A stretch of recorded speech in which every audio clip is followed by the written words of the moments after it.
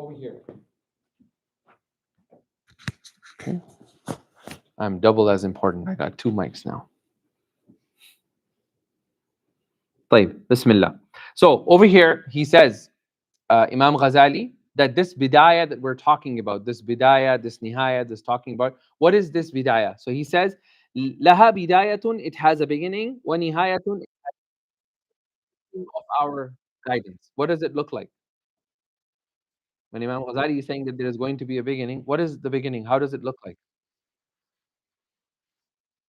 Yeah? I mean, you're already at this book, so I'm presuming that you're a Muslim. But from you starting this book or any ilm, how does the bidayah look like? What is it going to look like for someone? Intention, okay. But what else? Intention, is it visible? It's not, okay, right? That is why he says right after that, وَظَاهِرٌ وَبَاطِنٌ. This guidance has a beginning and an end. Interlace that with, it has a zahir, it has the external appearance, my external submission to deen, okay, and it has the batin. Salah is external. I come, I pray, Allahu Akbar. I have now followed the Sharia. Right? This is the bidayah. I followed the Sharia, the hukum that I must pray. The batin, the internal, what he says, laha wa batinun, the essence or the inward essence, that is when that salah actually changes me. Okay? So for everything, the bidayah is going to be, am I following the command or not? Okay, and that is why the ulama, they used to say, like, Shaykh Ahmad al-Rifa'i, rahimahullah, he passed away. He used to say that anybody who's calling to spirituality, and in that they claim that the external and the internal is a separate affair from an external is a separate affair from internal, and they're not on the path of spirituality. For us as Muslims, our external and internal are connected.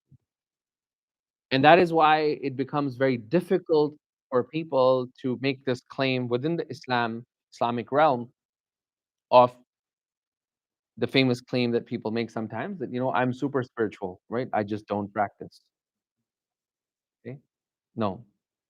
If you're super spiritual, the net consequence is you will be practicing, right? And if you're practicing enough, the net and the right intentions, the net consequences, you will eventually attain some spiritual um, enlightenment and benefit. Okay? So they're interlaced with one another. Okay.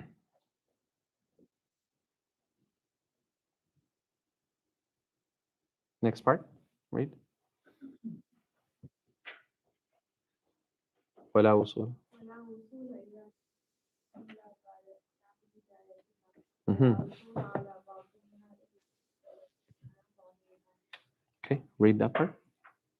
There is no way to reach the end without mastering the beginning. Mhm. Just as there is no way to discover the inner essence to arrive at an understanding of its outward. Beautiful, right? So what I just explained, you must master the outward appearance. You must master how to pray. You must know salah, wudu, tahara, all of these concepts. That's the outward. You must master that. You cannot get to the nihaya, the internal, without mastering. Right? Sometimes people don't want to study fiqh because it's boring, it's dry, it tells you where you can and cannot, and what you can and cannot, and how you can and cannot. It's too mechanical. But Imam Ghazali, he says, "Wala wusula ila nihayatiha." My internal state and the spirituality that I'm losing, there's no way for me to reach the end, which is the spiritual enlightenment, without mastering the beginning, without mastering my zahir, my external semblance to Islam. I must master that. I must understand that. Okay. ولا عثور على باطنها إلا بعد وقوف على ظاهرها. And there's no way for someone to say, I'm fully spiritually enlightened, and that person can't pray. And that is why many times my sheikh used to call this, again, I didn't make this up, it's my sheikh's term, so don't hold it against me.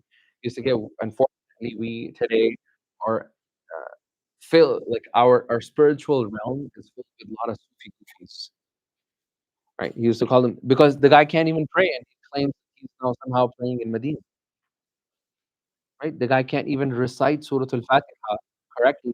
He's somehow some spiritual sage and master who's gonna now somehow, right? So he used to say that, when you go back to America, he used to say, "احذر من صوفي غوفي." Like, stay away from the Sufi Gufis. Stay away from these. Why? Because he used to say that these people they have not mastered the Zahir. They don't know fiqh. They don't know Tahara. How are they going to tell you the basic of spirituality of internals when they haven't even mastered the external? Okay. And internal is a much more, it's a very minute thing. It's like very latif. It's very subtle for you to master.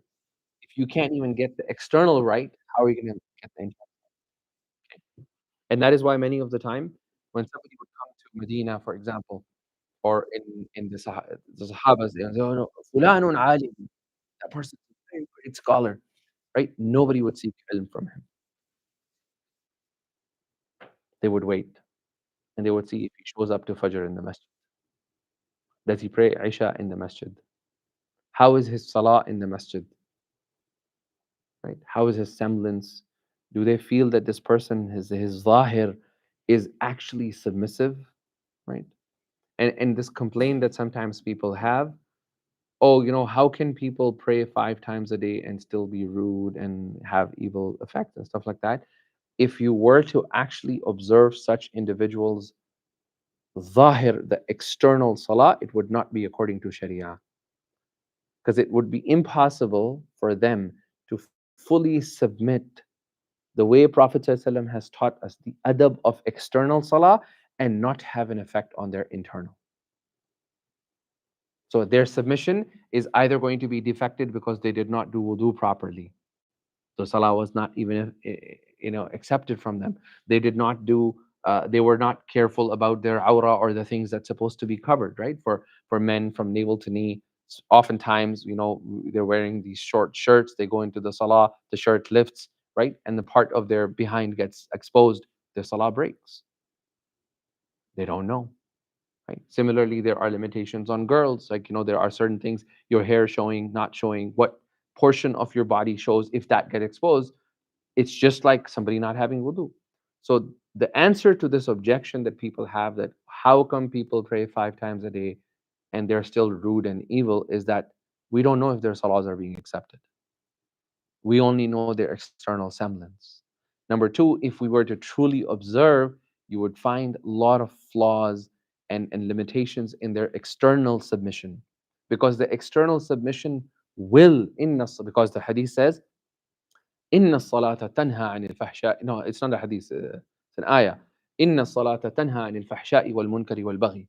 Salah, verily, it expels you from fahsha, all of the indecency. You pray, you cannot be indecent. If a person is speaking indecently, their salah is not affecting them. And as Ibn Kathir, he said, La salata lahum. These people don't have a salah. Right? May Allah protect us from that, ya Rab. Okay? طيب, next part. Bismillah. وها أنا مشير. وها أنا مشير عليك الهداية الهداية لتجرب فيها نفسك وتمتحن فيها قلبك فإن صادفت قلبك إليها مائلا ونفسك بها مطاوعة ولها قابلة فدونك والتطلع إلى النهايات والتغلغل إلى بحار العلوم. Okay, read. Here I am going to point you to the beginning of guidance, for you to see where you stand and determine what your heart intends. If you find your heart inclining toward it, and you find yourself compliant and receptive, then look to the ends of it, and immerse yourself in the oceans of this knowledge. Jamil. So Imam Ghazali, he says, and over here I'm going to point to you, right? Mushirun alayka bi bidayatil hidayah. Why? So that you can test yourself. And you can test your nafsaka. In another, it says, لِتُجَرِّبَ فِيهِ نَفْسَكَ.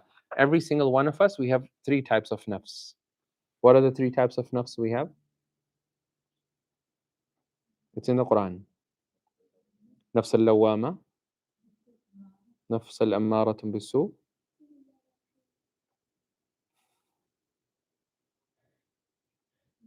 and نفس المطمئنة. Okay, lawama, the blameworthy. It blames you if you make a mistake. The second nafs is ammaratun bisu. It's the one that commands you to do evil deeds. Okay, and the last one is nafs mutma'inna. So when Imam Ghazali, he says, لِتُجَرِّبَ بِهِ نَفْسَكَ, that you may determine, you may see where you stand. Basically, you may see which nafs you have. So that part where you stand is like where you stand with your nafs. Is it ammaratun bisu? Is it mutma'inna? Is it lawama? What type of nafs do you have? So this book will quickly test you for that. Okay.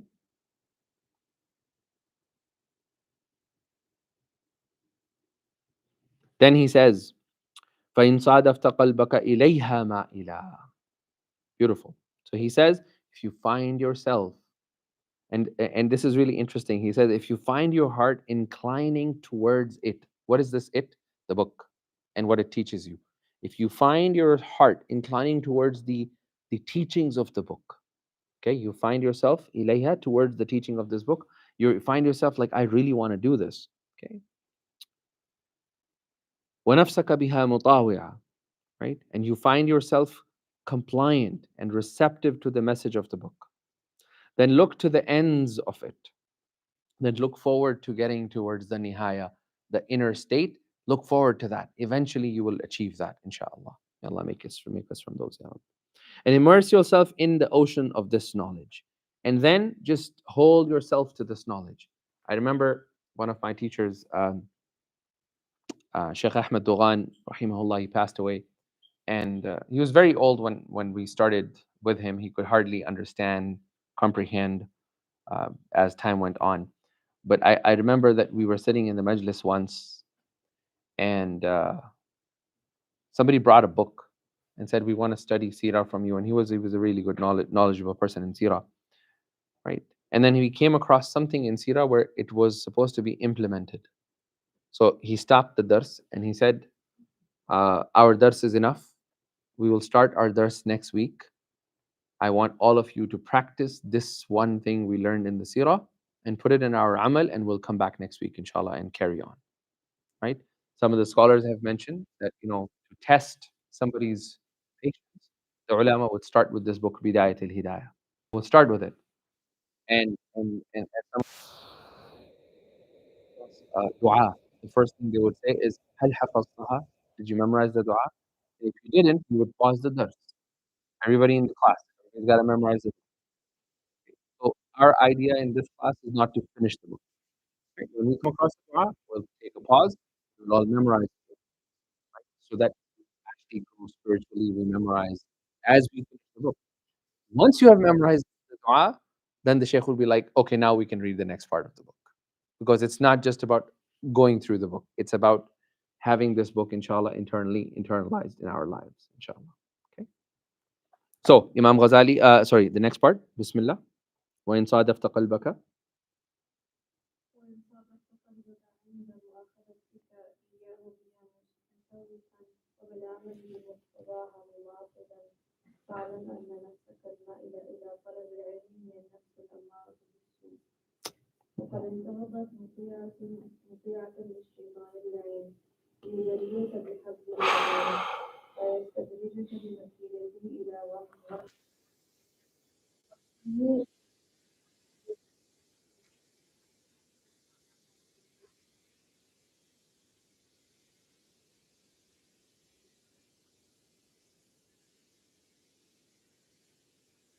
Allah. Read.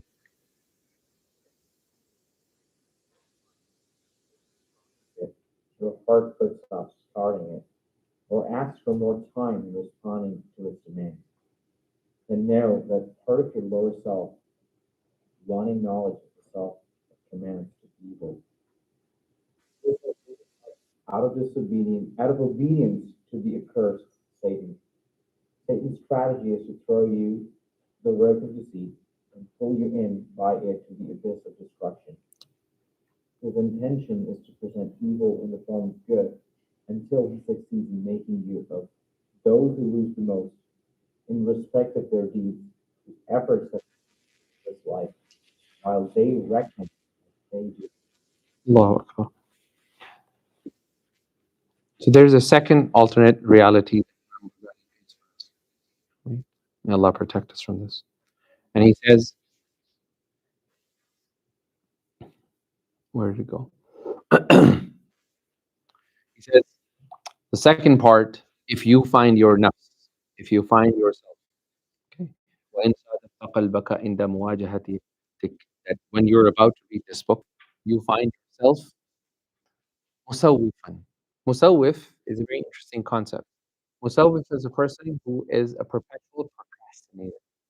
Okay, the word musawwif over here is a perpetual procrastinator that you're putting off starting this. So if you find yourself in a constant procrastination state, okay, biha, i.e., with this book, وَبِالْعَمَلِ مُقْتَضَاهَا, and this book tells you to do certain things, and you're like, I don't want to do that. It's fine. I have knowledge. I took really good notes. At least I was present in the class. Your heart feels that. فَاعْلَمْ, Imam Ghazali says, then know أن نفسك المائلة إلى طلب العلم نفس هي النفس الأمارة بالسوء. Then brought you here, the soul that brought you here, the nafs, the state of that soul that brought you here, is the one that commands for evil. Because there are alternative motives that you have, not to implement, but to do something else. And what is the state of your nafs now? فَقَدْ انتهضت عاصية لربها. This soul has went completely in the opposite direction with disobedience to Allah subhanahu wa ta'ala. And it has become fully obedient to للشيطان اللعين, the cursed one, shaitan. Why? So that it can misguide you. وَيَسْتِدْرِجَكَ. Istidraj is something very important. يَسْتَدْرِجَكَ is something like it will come to you and say, you know what, okay for you. And this is a very important concept for us to understand. Shaitan will come to you for a sin that it wants you to do. And it knows that you will not commit that particular sin, but it will follow and create like a structured progression plan for you. And it'll say, why don't we take baby step 1A today? And then we go to baby step 1, 2 today. Then baby step 3, baby step 2A, then 2B, then 2C, then 3A, then 3B, until it'll get you to that. This state is called istidraj. Many times, Allah subhanahu wa ta'ala will give sometimes Muslims, believers who may not be on the righteous path, Allah may allow them to falsely cure people, and it's called istidraj. Allah is giving them that respite. Go ahead, keep on misguiding if you think you're such wali and such connected to people. This is something called istidraj. So what shaitan does is it wants you to turn you away. بِحَبْلِ الْغُرُورِ. It throws you a false rope. Imagine the imagery here. Throws you a rope, and it knows this rope is going to lead you to Jahannam. But it says, no, no, no. If you hold on to this rope, life is going to become easy for you. People are going to accept you more. And then وَيَسْتَدْرِجَكَ بِمَكِيدَتِهِ. All of the plots that it has, all the tricks that he has laid down for you, so that it can take you away from Allah subhanahu wa ta'ala, إِلَى غَمْرَةٍ هَلَاكٍ, towards an absolute destruction for you.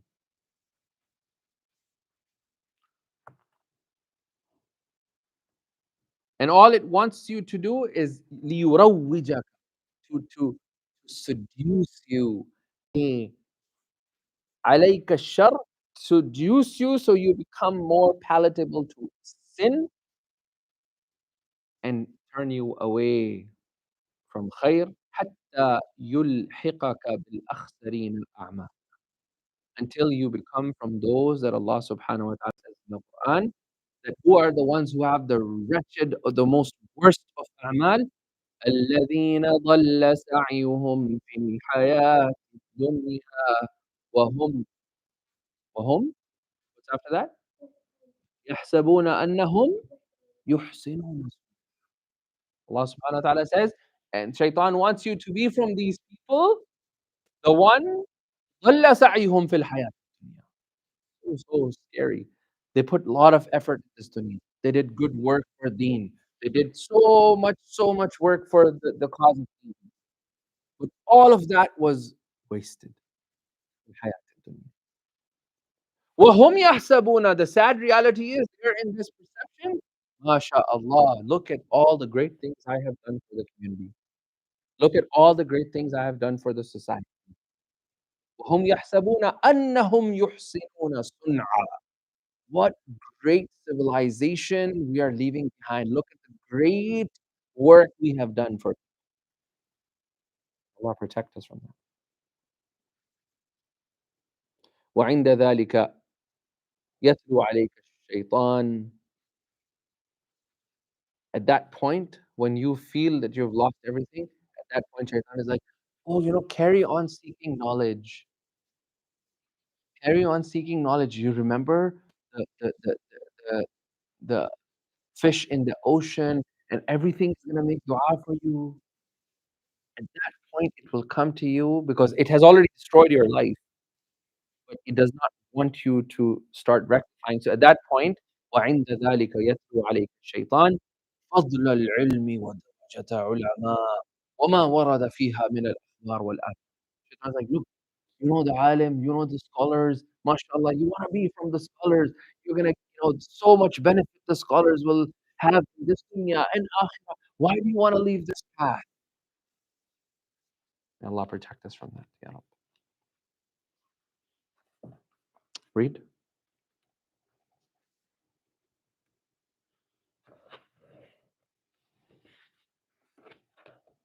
وعند ذلك. Yeah, just read that. وعند ذلك. كذلك يتلو عليك الشيطان فضل العلم ودرجة العلماء وما ورد فيها من الأخبار والآثار وينهيك عن قوله صلى الله عليه وسلم لا تأخذه ولم يزدد هدى يزدد من الله إلا بعدا. Allah. At this point, Satan will recite through the X the scholars, all that has been related about others, and so he will divert you from the warning of the Prophet. He increases in knowledge, but not in guidance. Only from Allah. Okay, so he will focus on a hadith that will keep you perpetually on this path of false knowledge seeking, but he will not remind you of the ahadith such as "Man izdada ilman wa lam yazdad hudan." This is such a scary hadith. You got lots of knowledge, but you didn't increase in guidance. Only thing that happened to you is lam yazdad min Allahi. That person, all that has happened to you is that person has increased only in distance from Allah subhanahu wa ta'ala. That knowledge has become wizard. It has become burden. It's not benefit to you. May Allah protect us, Ya Rabbi. وعن قوله صلى الله عليه وسلم. قوله صلى الله عليه وسلم إن أشد الناس عذابا يوم القيامة عالم لم ينفعه الله بعلمه وكان صلى الله عليه وسلم يقول اللهم أعوذ بك من لا يسمع وقلب لا يخشع وعمل لا ينفع ودعاء لا يشفع. وعن قوله صلى الله عليه وسلم ليلة أسري بي. أسري بي بأقوام قرت ختامهم قاربا منا فأنتم تخلصون بالخير ولا نأتيه ولا نشرك فيه. Ya Rabbi.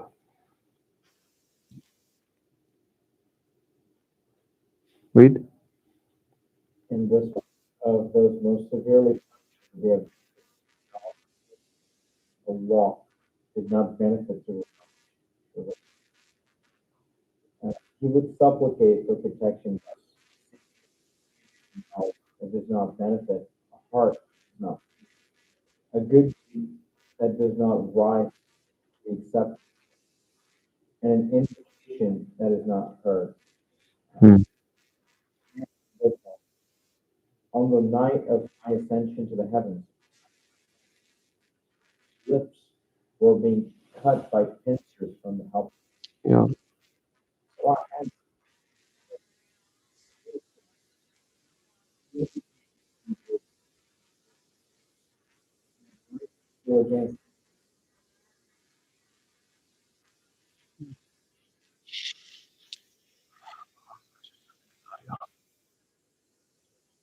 So over here, the three of the hadiths, they're self-explanatory. The first dua that we come across, we can take time to memorize it together, which is Allahumma inni a'udhu bika min ilmin la yanfa' wa qalbin la yakhsha wa amalin la yurfa wa du'a'in la yusma'. Okay? It's a very important dua that we should ask. So what we'll do is we'll put the brothers in one group and the sisters in, inshallah. And then you can do the dua with them, and I'll do the dua. Or Abdullah, do the dua. I'll do it with them, inshallah. Okay. So we'll take. What is it? Okay. At least 5 to 10 minutes to get it right. Obviously, if you cannot memorize it and write down, no problem. But at least highlight it, mark it in your book, underline it, and then let's try to get this dua memorized. You can get it recorded too, so you can use my wife. She can record it. Or I can record it for you guys. Let's get in a circle. Let's go.